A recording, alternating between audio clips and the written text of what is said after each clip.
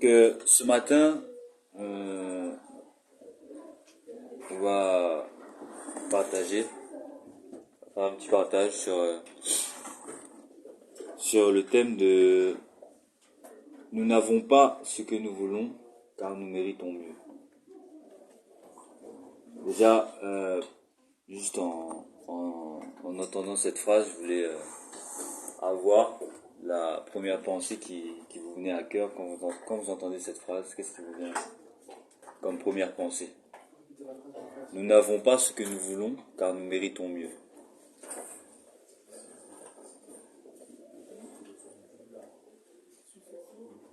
Thomas, qu'est-ce qui te vient à cœur quand tu entends cette phrase? Nous n'avons pas ce que nous voulons car nous méritons mieux. Le Seigneur nous fait patienter parce qu'il a réservé quelque chose de mieux dans nos vies, et nous, de nos propres forces, de notre propre volonté, on s'empresse d'obtenir des choses. Mais sauf que le Seigneur, c'est pas dans la volonté du Seigneur. Et le Seigneur, il nous fait patienter parce que justement, il a prévu quelque chose de mieux pour nous. Amen. Tu as parlé de la volonté du Seigneur. Je retiens ça. Marco, qu'est-ce qui te vient à première pensée quand tu entends cette phrase? Il faut dire que nous, d'abord, nous fournissons beaucoup d'efforts et on croit qu'on a tout gagné sur cette terre. Alors que ce que nous méritons, voilà, c'est la voix du Seigneur, voilà, qui produit la vie éternelle, voilà, qui produit vraiment des grâces. Et celle que nous vivons actuellement est passagère. Donc, en un seul mot, c'est la grâce de Dieu, voilà, qui peut nous propulser vraiment dans le royaume des cieux. Amen. Amen. Loïs. Tu peux répéter, s'il te plaît. Nous n'avons pas ce que nous voulons car nous méritons mieux. Nous n'avons pas ce que nous voulons parce que nous méritons mieux. Parfois, nous voulons des choses qui sont pas bonnes pour nous et qui ne vont pas nous faire du bien. Et pourtant, nous méritons, avec le Seigneur, des choses bonnes. Notre volonté, nos désirs, chercher des choses de la chair. Et pourtant, l'Esprit de Dieu veut nous donner ce qui est bon pour nous et parfait. Amen. C'est vrai. Jovial, c'est ça? Jovial. Qu'est-ce qui te vient à cœur quand tu entends cette phrase? C'est nous n'avons pas ce que nous voulons car nous méritons mieux.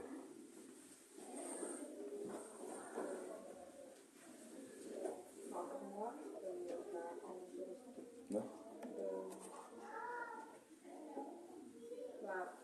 On ne fait pas forcément de bonnes choses, on ne demande pas des choses qui vont nous faire avancer dans la vie.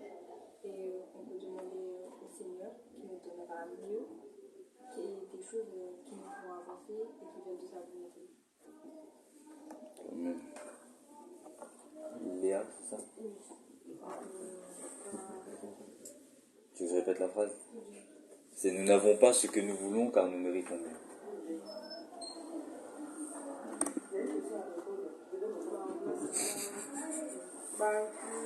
Dieu nous prépare un meilleur avenir, mieux que ce qu'on a déjà, parce qu'on pense avoir que ce sera tout, mais Dieu a autre chose pour nous que maintenant. Amen. Merci. Sa grâce. Moi, je vais illustrer ça, en fait, ce que tu dis. Souvent, dans notre marche chrétienne, je donne l'exemple, j'ai tellement envie d'acheter une voiture que, voilà, je vais travailler, je vais économiser, je vais épargner. Alors que, voilà, quoi, je peux me passer de la voiture, prendre le train, utiliser d'autres moyens de transport en commun, parce que c'est pas ça la priorité pour moi, en fait, voilà. Et peut-être que ce que Dieu veut pour moi, c'est que peut-être que je puisse épargner parce qu'il a d'autres projets pour moi. Peut-être que, voilà, investir dans d'autres choses qui sont vraiment importantes, quoi, voilà. Donc, du coup, voilà, il y a des choses qu'on veut nous-mêmes. Tu arrêtes, Élie, s'il te plaît. Il y a des choses qu'on veut, mais qui ne sont même pas utiles, quoi. C'est pas des choses qui vont nous conduire dans la... Je ne sais pas comment expliquer ça, mais c'est pas nécessaire. C'est même pas édifiant, c'est pas productif, en fait. C'est des choses qui ne sont pas productives dans nos vies.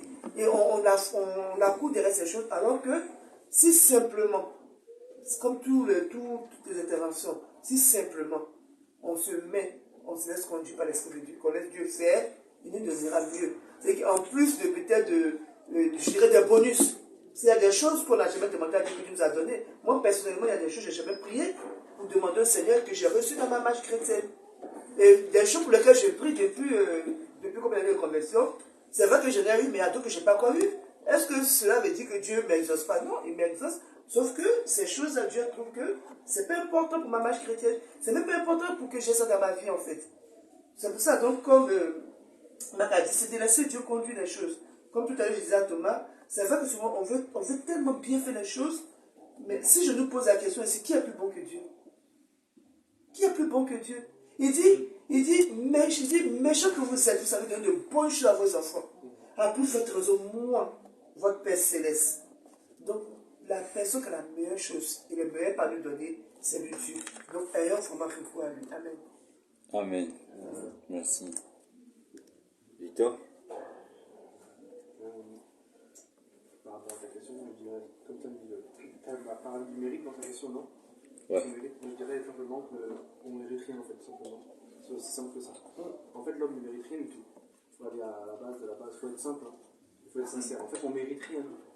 L'homme, en fait, la seule chose que l'homme mérite, s'il mériterait quelque chose, si l'homme mérite une seule chose, c'est le châtiment de Dieu, en fait.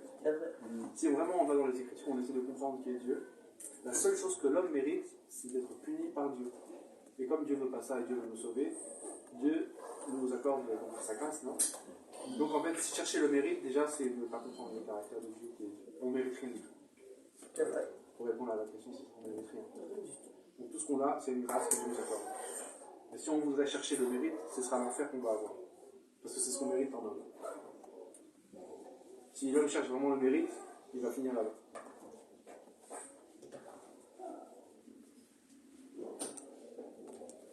Amen, merci.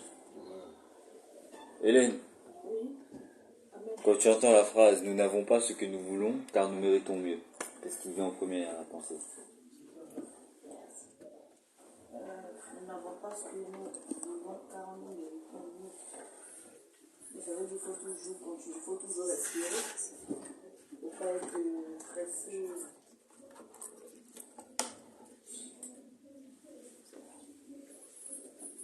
Il faut toujours espérer demeurer dans la foi. Pour laisser les choses se faire. Amen.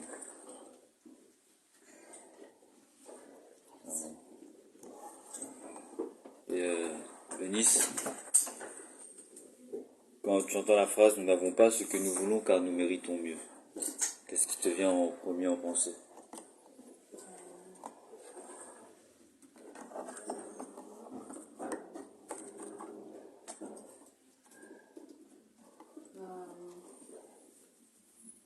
Parfois, il y a des choses qui nous arrivent et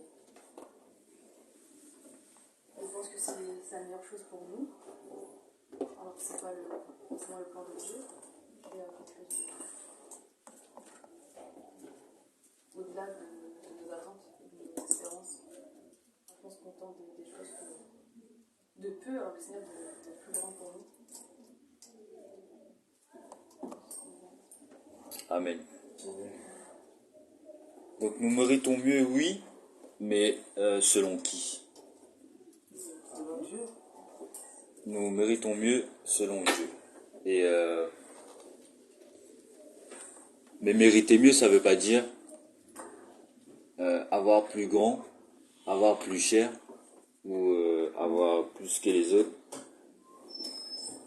ou tout ce qui suit. Parce que et c'est là le problème des croyants aujourd'hui, c'est que comme le monde est régi par les biens matériels, par la grandeur, par la richesse, par tout ce qui est beau.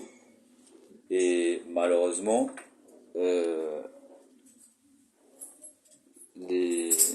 l'Église, enfin, les chrétiens s'identifient à ça aujourd'hui. Et quand on parle de mériter mieux, eux, ils vont voir grand, ils vont voir beau, ils vont voir la richesse. Alors que selon le Seigneur, ce qu'on mérite, selon le Seigneur, c'est ce qu'on a besoin. Et ce qu'on veut, nous, c'est ce qu'on désire. C'est ce qu'on convoite, c'est ce qu'on a envie. Et quand on mérite mieux selon le Seigneur, on sait que le Seigneur nous donne juste ce qu'il nous faut. Il ne nous donnera pas plus, il ne nous donnera pas moins. Et ça, à chaque fois, j'ai le témoignage d'un frère qui était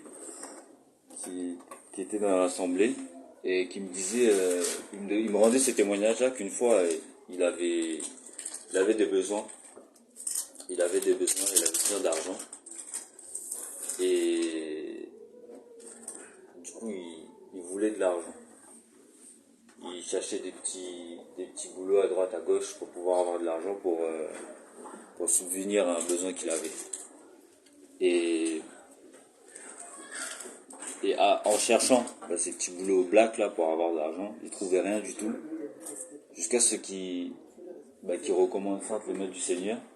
Et le jour où il a recommandé Sainte les mains du Seigneur, le dimanche il va à l'église. Et le Seigneur a mis à cœur à un frère de lui faire une aumône. Et la somme qu'il a reçue là, c'était la somme pile, la somme exacte qu'il avait besoin pour le problème qu'il avait. C'est pour ça que je dis que ce que l'on veut, c'est ce qu'on désire, et ce que l'on mérite, c'est ce que nous avons besoin, c'est ce que Dieu va nous donner. Et du coup, malheureusement, beaucoup de chrétiens, de croyants, aujourd'hui sont en quête de biens matériels, en quête d'argent. Et comme la sœur Loïs l'a dit, ils préfèrent donc prendre appui sur leur chair pour demander des choses, pour désirer des choses. Et Jérémie 17, on l'a lu dans la semaine, je crois, Jérémie 17 au verset 5 dit: ainsi parle l'Éternel, maudit soit l'homme qui se confie dans l'homme, qui prend la chair pour son appui et qui détourne son cœur de l'Éternel. Donc dès lors du moment où on décide de prendre la chair pour appui, on se détourne automatiquement de l'Éternel. Donc dès qu'on s'appuie sur notre chair pour vouloir quelque chose, automatiquement cette chose-là ne viendra pas du Seigneur, parce qu'on détourne notre cœur de l'Éternel. Donc ce qui sera dans notre cœur, ce ne sera pas quelque chose que Dieu va nous donner. Et c'est Jérémie qui le dit, c'est pas moi, c'est Jérémie qui le dit. Alors qu'au contraire, nous devons prendre exemple sur Paul, comme on l'a vu vendredi, c'était vendredi soir, dans le livre de Philippiens. On a lu ce passage vendredi, dans Philippiens 4.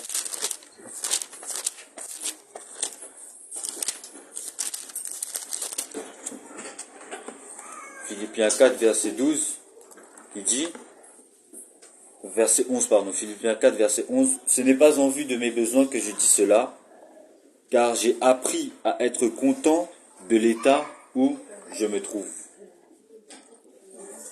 Donc on doit apprendre à se satisfaire de ce qu'on a. Parce que comme vous l'avez tous dit, bien souvent on a des choses qui nous suffisent, mais comme on voit que les autres ont plus, comme on voit que les autres ont mieux selon nous, on désire avoir comme les autres. Tandis que l'état dans lequel on est, tandis que ce que le Seigneur nous a permis d'avoir, c'est pile ce qu'il faut pour nous. Et si on cherche à avoir plus, ça peut nous emmener à notre perte, ça peut nous emmener loin du Seigneur, ça peut nous éloigner tout simplement de la mission, de la voie pour laquelle le Seigneur nous a appelés. Et comme tout bon parent, comme la sœur Grace l'a dit, Dieu ne nous donnera jamais rien dont il sait que c'est pas bon pour nous. s'il y a quelque chose de mauvais pour nous, Dieu ne peut pas nous le donner. Et il a dit dans sa parole qu'il a des projets de paix et non de malheur pour nous. Et comme un parent, personne ici, je pense, qu'il donnera quelque chose de mauvais à son enfant. Et Dieu, bien au contraire, lui, il veut que nous ressemblions de plus en plus à Christ. Et lui, son but, c'est de nous aider chaque jour à cela, à ressembler à Christ. Et on va lire Luc 12. On va lire Luc 12.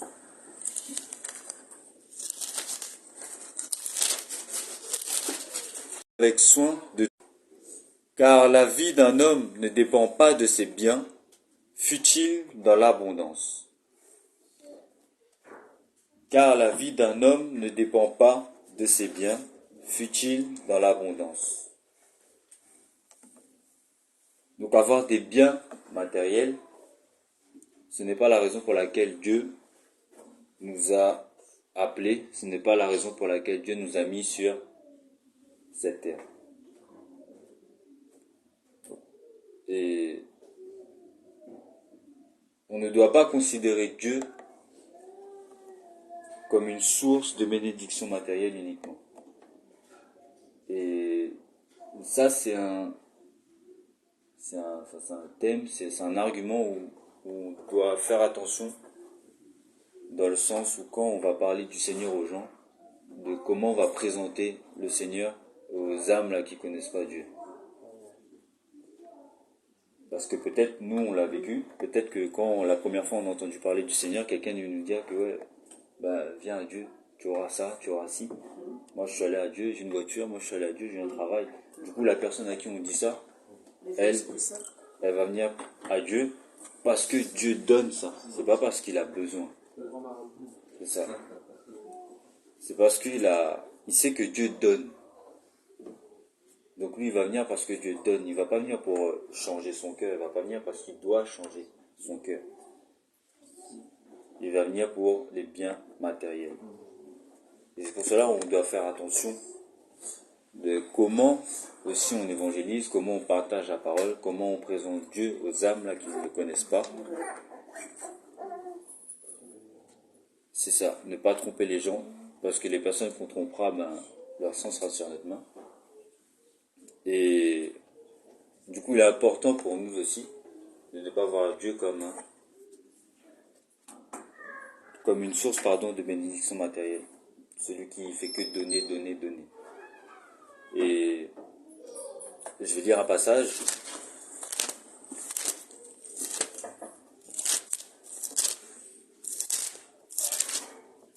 Je vais lire un passage dans Matthieu 6.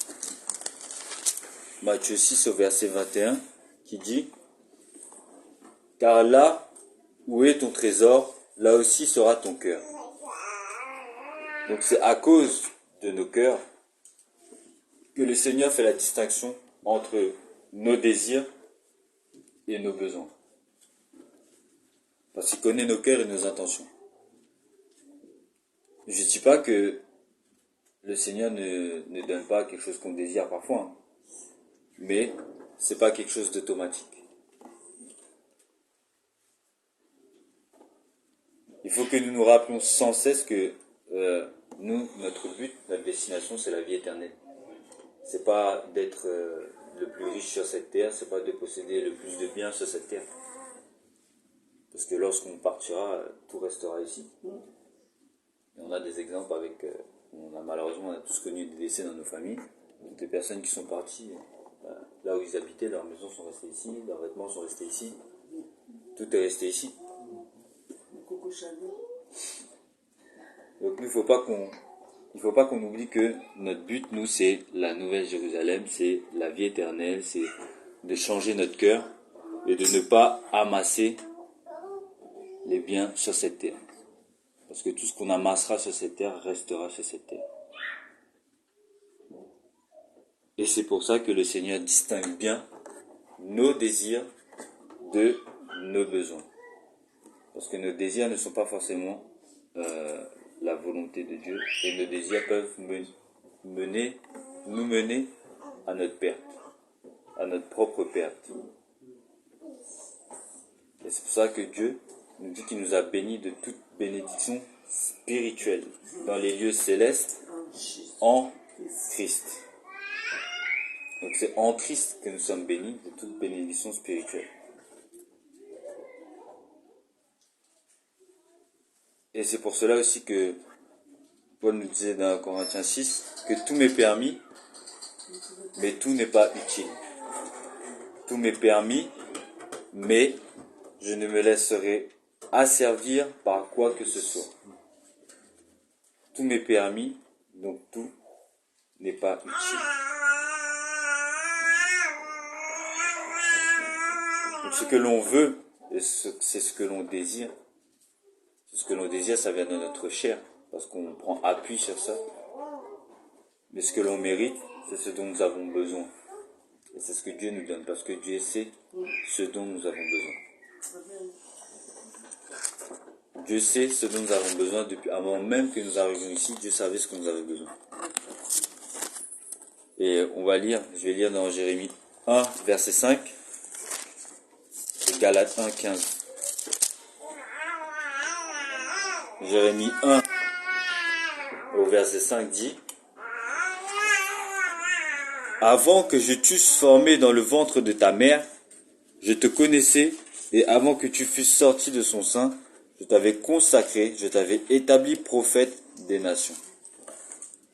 Et Galates 1 au verset 15 nous dit: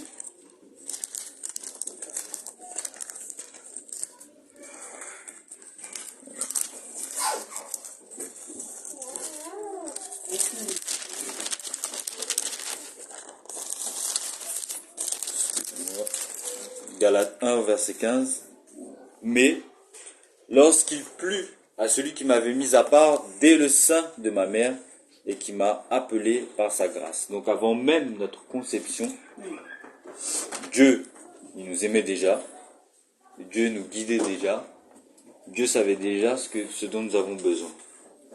Donc dès le commencement, il prenait soin de nous. À plus forte raison aujourd'hui, nous qui avons décidé de le suivre, nous qui avons décidé de le servir, il prendra encore plus soin de nous également.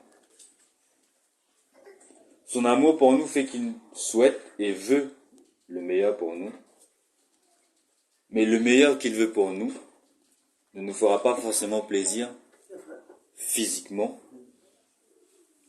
Je précise physiquement, car il y aura toujours le combat avec la chair. La chair elle sera toujours là pour combattre ce que Dieu veut pour nous. Et c'est pour cela que Dieu nous appelle à marcher et à vivre en esprit. Parce que lui, il est esprit.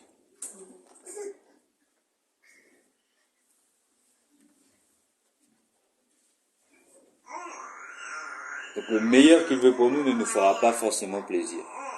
Si nous nous appuyons sur notre chair. Parce que si on est esprit, il est esprit, nous. On est d'accord. Tout ce qu'il nous donne, on est d'accord avec. Et Dieu, comme on l'a lu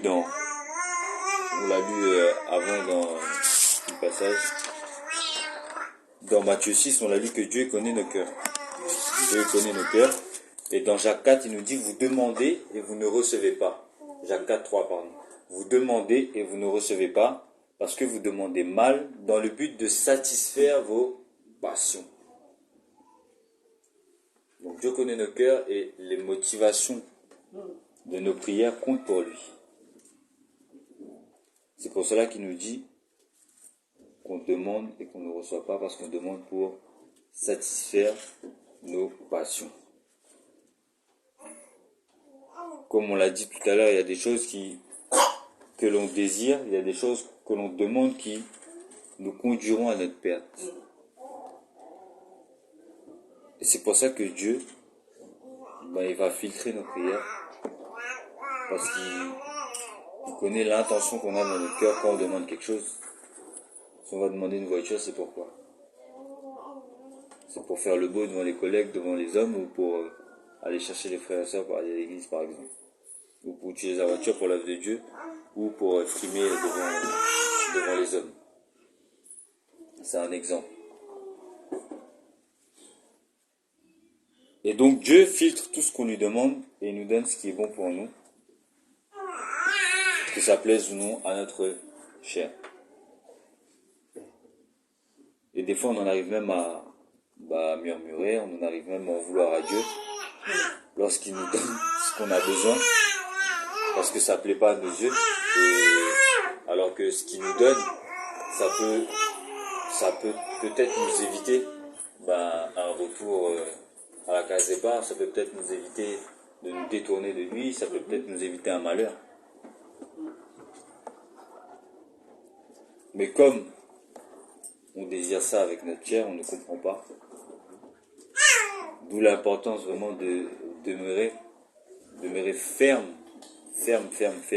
dans la parole, de prier continuellement, de prier sans cesse comme il a dit, parce qu'on sait qu'avec le Seigneur, Jésus, c'est pas une religion, c'est une relation qu'on a avec lui. Une relation, ça s'entretient. Et si on n'entretient pas une relation, on va aller à notre perte. Comme l'exemple, je ne sais plus qui a donné cet exemple dans la semaine, de la poussière qui prend sur un meuble. Je crois que c'était Thomas. L'exemple de la poussière. Ouais, c'était aussi l'apôtre qui avait partagé par rapport dans notre maison. Oui, c'était la dernière fois où il m'a entendu, j'avais parlé de ça. C'était par rapport dans notre maison, si on ne fait pas le ménage pendant longtemps, la poussière va s'accumuler. Et pour notre corps, c'est la même chose. On doit chercher la sanctification chaque jour. On doit se laver chaque jour, se nettoyer en demeurant dans la sanctification et en rejetant les péchés. Donc d'où entretenir notre relation avec le Seigneur, parce que si on n'entretient pas cette relation-là, l'esprit qu'il a mis en nous va s'éteindre. On va éteindre l'esprit, là la poussière va monter dessus jusqu'à l'étouffer. D'où l'importance d'entretenir la relation avec le Seigneur Jésus, afin que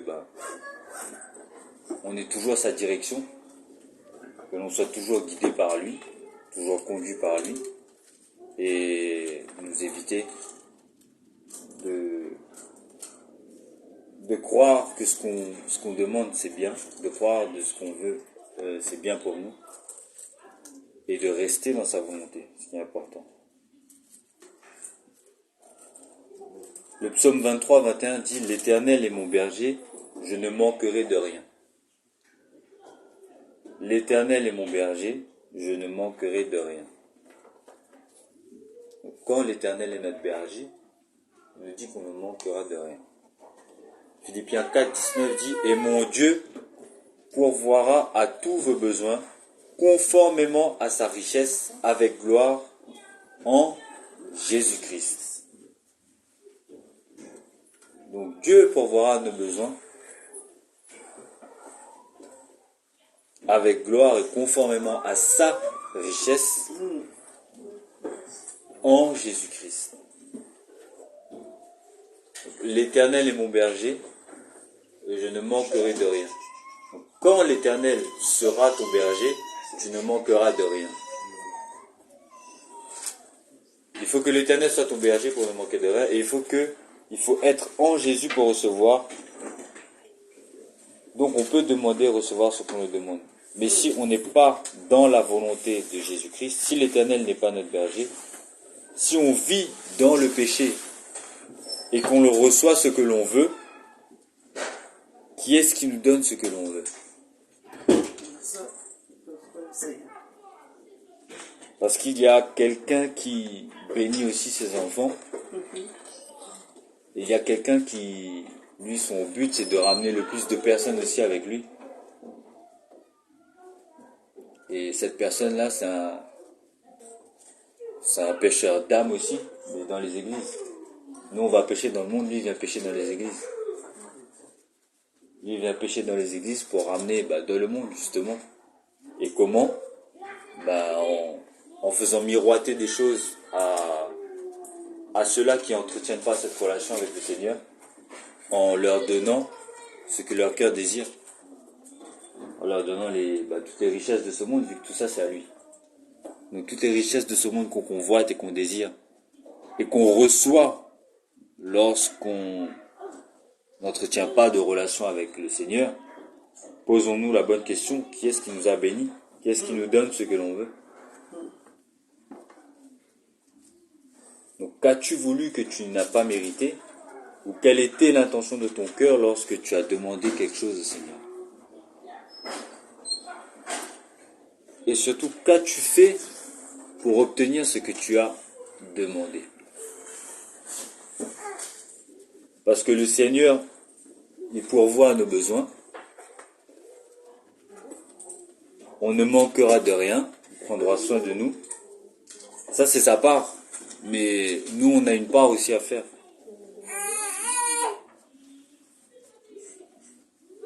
Nous, on a une part aussi à faire pour que le Seigneur pourvoie à nos besoins. Premièrement, on a vu qu'il fallait tout d'abord faire de bonnes prières avec une bonne disposition de cœur pour avoir ce qu'on mérite, mais ce n'est pas suffisant. Donc, premièrement, on doit prier, on doit demander, et pas demander dans le but de satisfaire nos passions. Ça, c'est la bonne prière à faire pour que le Seigneur pourvoie à nos besoins. Et ensuite, qu'est-ce que nous devons faire d'autre? On va aller dans Matthieu 6.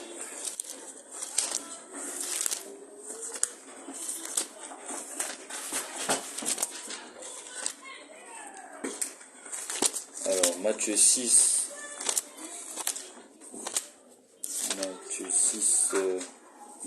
du verset 33 à 34,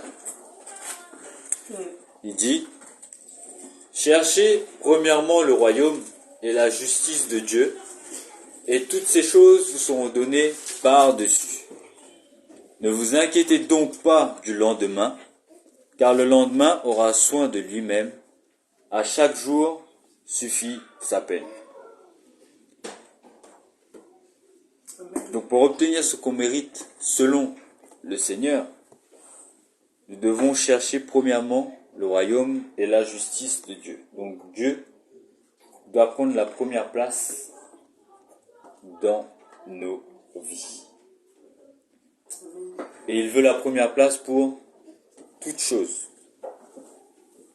Il n'y a pas dans tel domaine, il veut la première, dans l'autre domaine, il veut la deuxième. Il veut la première place dans toutes choses. Tout ce qui passe avant Dieu, dans nos vies, sont vus comme de l'idolâtrie par lui. On sait que l'idolâtrie est un péché. Donc tout ce qui passe dans nos vies avant le Seigneur Jésus est vu comme de l'idolâtrie. Et on sait que Dieu est un Dieu qui est jaloux. On va le lire. On va le lire que Dieu est jaloux.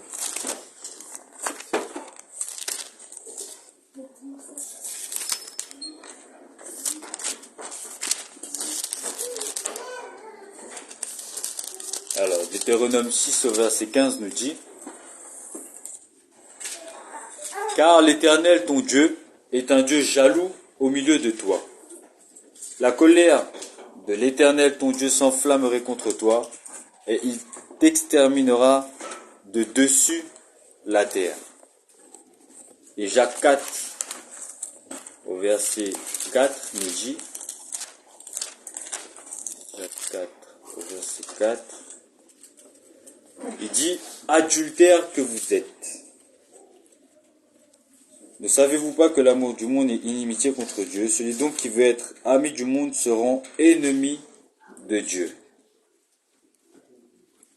Celui donc qui veut être ami du monde se rend ennemi de Dieu. Donc premièrement, on doit mettre Dieu à la première place dans tous les domaines de notre vie.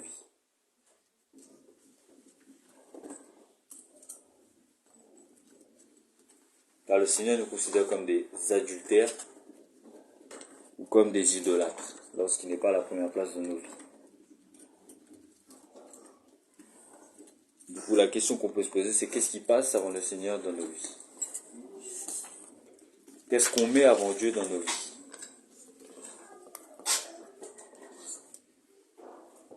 On va prendre le psaume 84.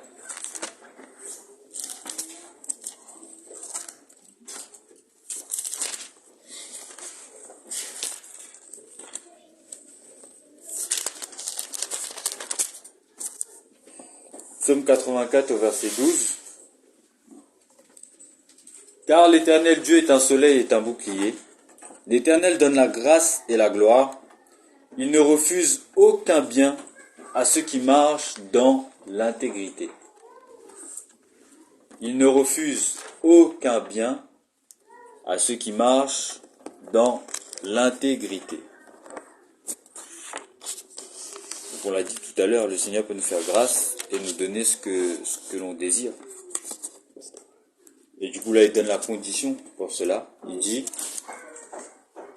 il ne refuse aucun bien à ceux qui marchent dans l'intégrité. Donc pour obtenir ce qu'on mérite selon le Seigneur, on doit premièrement lui mettre à la première place de toutes choses dans nos vies. Et deuxièmement, être intègre. Être intègre, c'est quelqu'un qu'on ne peut pas corrompre. Donc nous devons nous montrer intègres dans toutes nos voies. Pas seulement envers les frères et sœurs à l'église, mais aussi au travail, dans la vie quotidienne. Dans toutes nos voies, dans tout ce qu'on fait, on doit être intègre. On ne doit pas faire semblant qu'avec les frères et sœurs le dimanche, après la semaine, on fait ce qu'on veut. Non, on doit être intègre avec tout le monde, que ce soit famille, collègues, voisins, même un inconnu.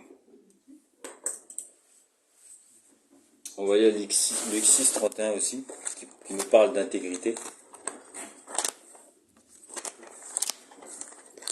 Luc 6 au verset 31.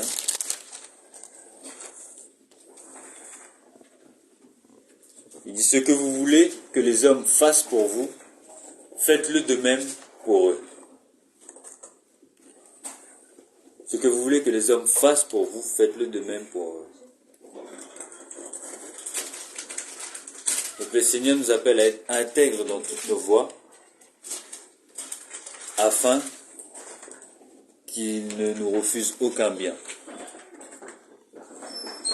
Ensuite, on va lire deux passages. On va lire 1 Pierre 1, du verset 15 à 16.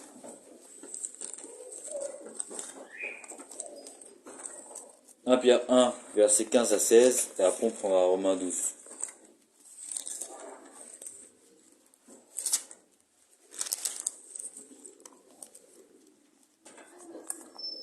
Alors. «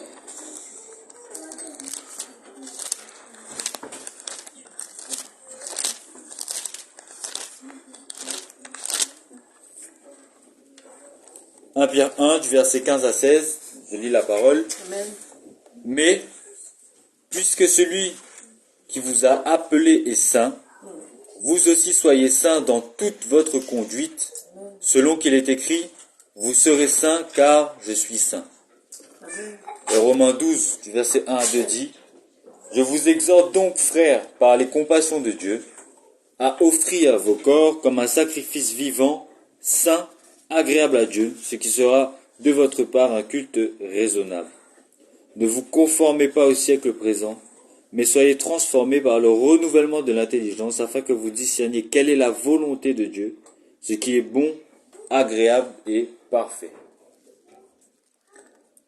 Donc, le troisième critère pour obtenir ce que l'on mérite du Seigneur est la sanctification. C'est de se mettre à part, se séparer du mal, du péché pour le Seigneur, parce qu'il est saint et il nous appelle saints. Donc on se doit d'être saint tous les jours. On va lire deux passages qui nous parlent de la sanctification. On va lire, c'est des passages qu'on connaît, mais ça nous fait du bien de relire un peu. On va lire Hébreux 12, 14. Hébreux 12, 14 dit « Recherchez la paix avec tous et la sanctification sans laquelle personne ne verra le Seigneur. » Et 1 Thessaloniciens 4, versets 3 à 5 nous dit « Ce que Dieu veut, c'est votre sanctification, c'est que vous vous absteniez de l'impudicité, c'est que chacun de vous sache posséder son corps dans la sainteté et l'honnêteté, sans vous livrer à une convoitise passionnée comme font les païens qui ne connaissent pas Dieu. Bien aimé, la sanctification est un critère pour que Dieu pourvoie nos besoins. Selon sa volonté, bien sûr.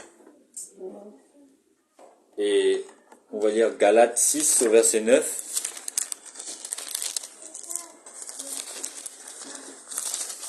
Galates 6 au verset 9 dit: Ne nous lassons pas de faire le bien, car nous moissonnerons au temps convenable si ne nous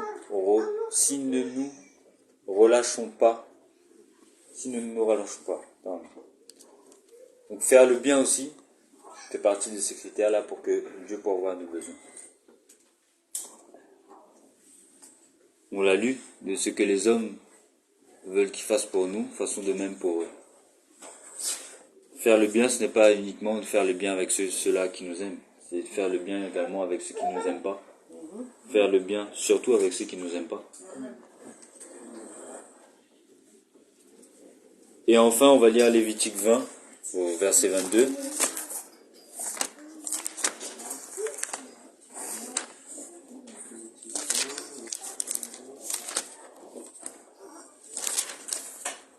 Lévitique 20, verset 22 nous dit: Vous observerez toutes mes lois et toutes mes ordonnances, et vous les mettrez en pratique, afin que le pays où je vous mène pour vous y établir ne vous vomisse point. Donc le dernier critère, c'est d'obéir à la parole de Dieu. Et ce dernier critère-là englobe tout ce qu'on a dit avant. Tous les points qu'on a énumérés avant, ce critère-là qui est l'obéissance englobe tous les points qu'on a énumérés avant.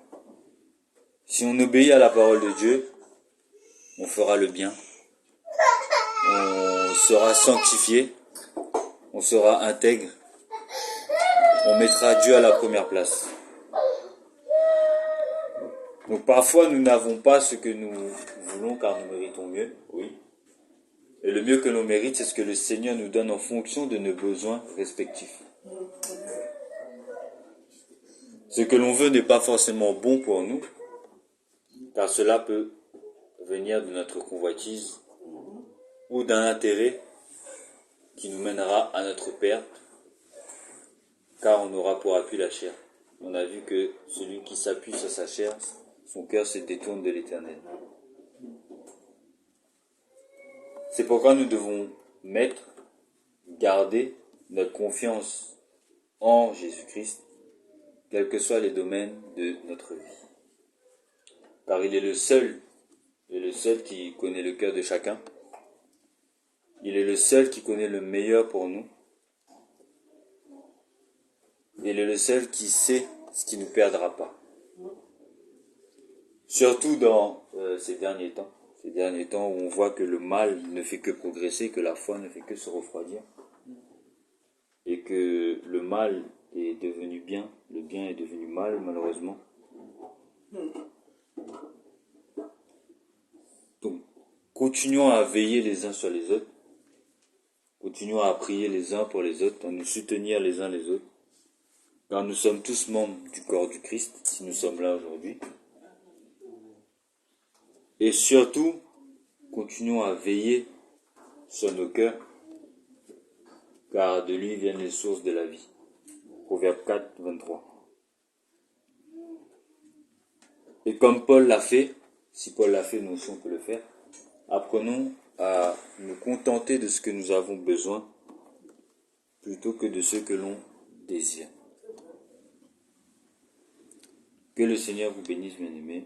Voici le petit partage de ce matin. Amen. Amen.